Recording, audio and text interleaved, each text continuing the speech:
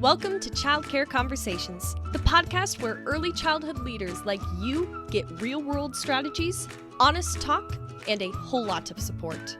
Whether you're running one center or many, we're here to help you lead with confidence and clarity. This episode is brought to you by our summer partner, Childcare Business Growth, your go-to solution for filling spots, increasing revenue, and scaling your childcare business without the burnout. We're proud to partner with a team that's as committed to your success as we are. Learn more at childcarebusinessgrowth.com. Now, let's get into today's conversation, one we think you're really going to love.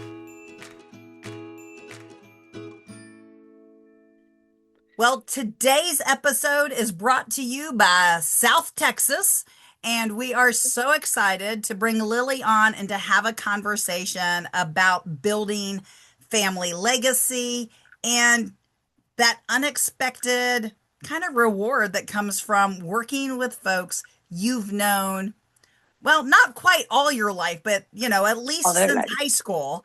And so we're excited to bring Lily on. And so with that, Lily, introduce yourself, tell us a little bit about your program, and then we're just going to have a conversation. Oh, hi. My name is Lily Lugo. I own Alphabet Playhouse in Brownsville, Texas. And I also have another center in Harlingen, but that one's where my son is at. And I've been doing this for the childcare business for 10 years, early childhood for 32 years. Awesome. And how did you find yourself when you say you were in the business for 32 years? What does that mean?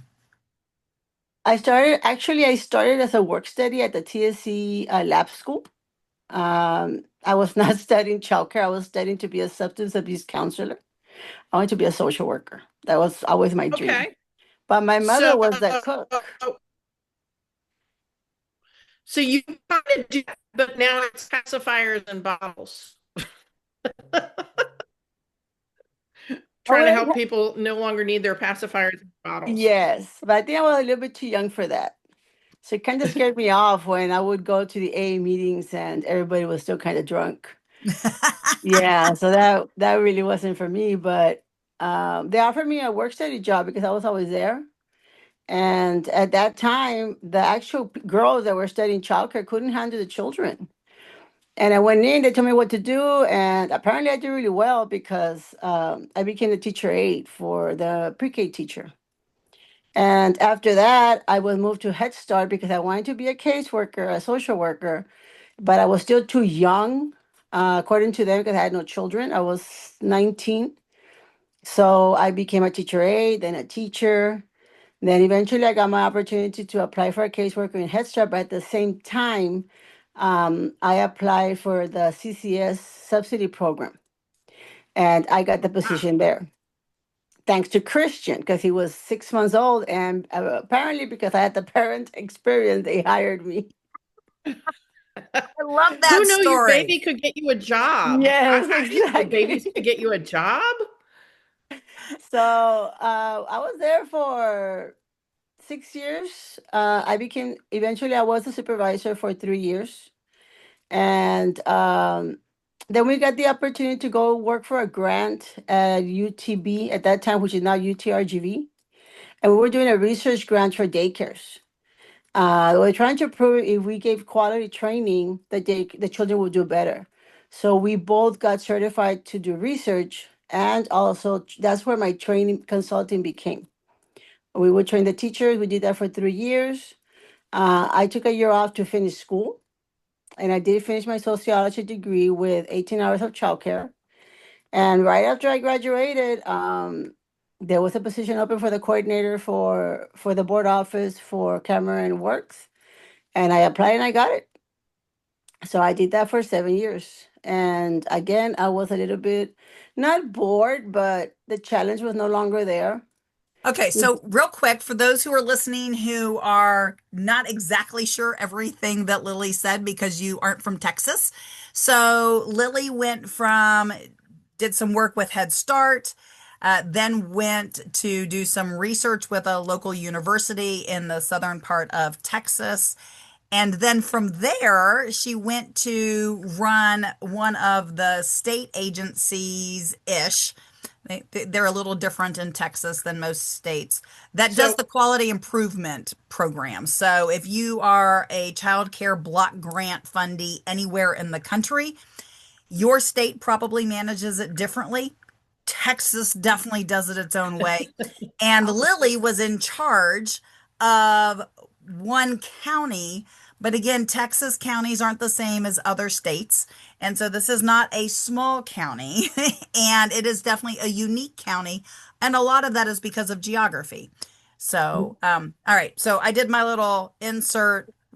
What yeah, well, does you Cameron skipped a County couple of the Workforce things Board she mean? did, but you hit the big ones, right? Yeah. Because she also worked as a caseworker. And anyway, but she's done lots of things in different levels. She's worked in the classroom, she's worked as a supervisor, now an owner. She's worked with a state agency, a funding agency, and a research. I mean, that's and training. So that's a lot of different hats you've worn over the years, Oh Lily. yeah. Like that's kind of impressive. Have you taken a moment to kind of be impressed with yourself? Because it's kind of impressive. Actually, not really lately. I have after I came back from Miami, I was like, dang, I'm pretty cool. You You are are. We pretty think you're pretty cool. cool too. We knew Christian was cool, but now we know where he gets it. Okay, well, we have to be honest. So, those who have not ever heard this story, the reason we think Christian is cool is because the Christian is the first person in the wild who came up to us and said, "I listened to your podcast," and we had never met him before. And so we were in basically the town where Lily is from, and we were doing a training at that conference. And it was the first time somebody, and I do refer to that as in the wild, and came up to us out of nowhere and basically said, "Hey, I listened to your podcast." And so we were so tickled. So the next time we saw him at a conference, we're like, "Hey, we need you on our podcast," because you don't often find a lot of men in early childcare. And we were so excited that not only did we meet him once, he was still here a year later. And even more, building the business with his family. And so that's kind of the direction we're going to hopefully carry this conversation, because Lily, you've created something in South Texas, and I want to talk a little bit more about that. So, you started with one school, correct? We How started many? with, we have three right now. Okay. We actually started as a partner with the actual owner of Alphabet. We took over Harlingen. There's two centers in Harlingen, and I had no money, so she needed my resume and my background. Mm-hmm. So we did that for 6 months, but our vision was very different. So I guess she decided to, one day she just called me and said, "Hey, I'll give you my center in Brownsville and you let me keep the two in Harlingen." And I said yes. So that's how I ended up with a 175 capacity center in Brownsville. Um, but I had been training her staff for 10 years. Okay, so So I she knew was you. very familiar with her staff and they all loved me. So they all stayed with me. So that helped me a lot. So you started with one very large school in Yes. Brownsville, and now you have more than that. What prompted taking on the next location, and what's it like working with people who have known you forever? Actually, the Harlingen location that Christian has, it belonged to that partnership. Okay. And when she Oh. wanted to sell out, she had to sell it to me because we have a contract with the city. So so she would have Dorothy again. And Mhm. we said yes. I asked Christian, "Hey, I always ask Christian before I even ask my husband, because Christian's just like me." And I asked him, "Hey, you want to do this? We'll put in your name." And he said, "Mom, as long as it's not a shady business, we'll do whatever you want." So that's how he ended up with a center as young as he was. Because I believe he was 21. which when we got is the that center. minimum age for being a director in the Uh-huh. state of Texas. Yes. And, it has that whole has to have been in the industry for at least 2 years. Well, if he grew up in a center, then he Yes. probably had worked for more than 2 years by the time he was 21. Yes. He started And when he you was said you never 17. expected that he would be, yeah, you said you weren't necessarily expecting him to be the one of your family that wanted to go into the industry. Why do you think that changed? We've heard his version. I want to hear your version. Why do you think it changed? I think he saw, well, we bought another center right before COVID in San Benito. We bought the building. It was an opportunity. And I still have access to his bank account. So I knew he had some money saved. So I said, hey, I go have everybody in the building, right? He was like, okay, mom. So we did that. We were just going to open when COVID hit, and we were not able to open till after COVID. So when it did open, we made him the director. And that just completely changed the way he started thinking about, childcare. He took more ownership in that when I made him director, even though he had been the owner of the other center. And I asked him why, because now I'm the director. Now I'm in charge, because in Harlingen, he had a director that he had to listen to. So that completely changed, how he was thinking. And he still had all these other plans. Um, until he went through 2 years. He tried really hard. It was really stressing him out. So we sold it. And we invested in another smaller center that we were not going to keep. But eventually that person didn't like it. So we took over also. But just in the last year, he said, you know what, I want to do this, I want to do that. And I said, well, I only have 8 more years on me in the daycare, but I'm 52. And unless you're going to take over, then we're gonna do all this stuff. And he said, yep, I'm willing. Are you gonna give them to me? And I said, no, sir, I'm gonna sell them to you as my retirement. That's And right. You got to fund that ah, retirement. and he said, well, just give me a good price, and I said, I'll give it to you in payments. So and I also think it's the his partner. He became a little bit more stable after he started living with her, and she's getting her master's in speech pathology, and she's also not working in one of our centers. And first they didn't want to, and now like they're taking over, like they're taking more ownership, and I'm really happy for that because we worked really hard for all this. All right. Well, So I think that's oh, amazing. I just have to ask this question because we get a fair amount of folks who listen who are in a similar situation in the fact that a parent, usually mom, owns the business and their goal is to turn it over to their children. But sometimes there's a little reluctant to let go. What advice would you give to somebody who has strong, capable, business minded children who are working in the business beside them? And again, the one that I'm thinking of specifically is a multi-site, right? So, Mhm. some of the children work in some of the other locations, but the leader, the founder is having a little hard time just actually doing that let go. What would you say to them if you were like, you can build this as a family legacy, but at some point in time, you have to not be snooping through their bank accounts. I don't do that no more. I love that story. I'm gonna keep that in the back of my mind forever. Next time I see Christian, I'm just gonna chuckle.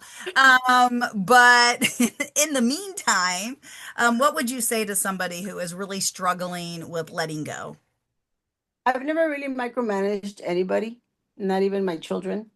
Um, that's why once I only go to his center. I kind of facilitate, make sure everything's being run accordingly, and I treat him like one of my directors. I don't really go and micromanage. When I go to their center, actually, I go help in the kitchen. And I tell them because I'm not the one that's always here. So I'm not, so you're the ones that run it daily. So I don't like stepping on anybody's feet. And so he has great ideas. And I always tell them, I will take everybody's ideas unless it's going to hurt our pocket. Then I'm going to say, okay, hold on, because that might affect us. But at the end of the day, they're the ones that are running that every day. And I do the same with my other centers. Even though there's not family members there. I do have one of my younger sister at Alphabet. She's in charge of all the food program. So I know, that they're always watching, but I have a really good relationship with my directors. And I let them decide this is your center. The staff does not come to me for any problem. They go to them for everything. Unless it's something to do with mentoring or stuff like that, they have questions on, I'll help them out. But if they come ask me for, can I have a day off or anything like that, or you need to go talk to your supervisor because I'm not your supervisor. I'm their supervisor. But I got this from the workforce. So that's how I manage the centers. So I'm ready, girl. I'm not, believe me, the moment he says, I want to take over, I'm ready to say, see you later and not go back. He'll be ready. Because I I feel that they function better without me than when I'm there.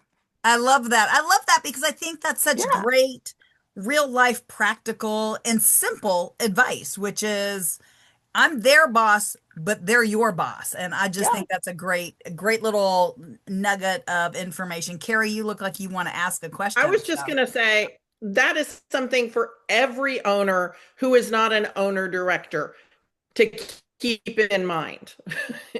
Is you don't want to set up a step parent situation, right? Where the kids go around and they ask everybody until they get the answer they want. Yeah. And that's what I was trying to I was avoid. a parent. I was a kid of divorce, and my brother was very much, he would check with all four available adults until he got the answer he wanted. And sometimes he'd go back through, try asking the question a different way. And we've seen that in centers where Mhm. they have an admin team and they go and ask everybody on the admin team and then the owner trying to get the answer that they want. And you don't want that.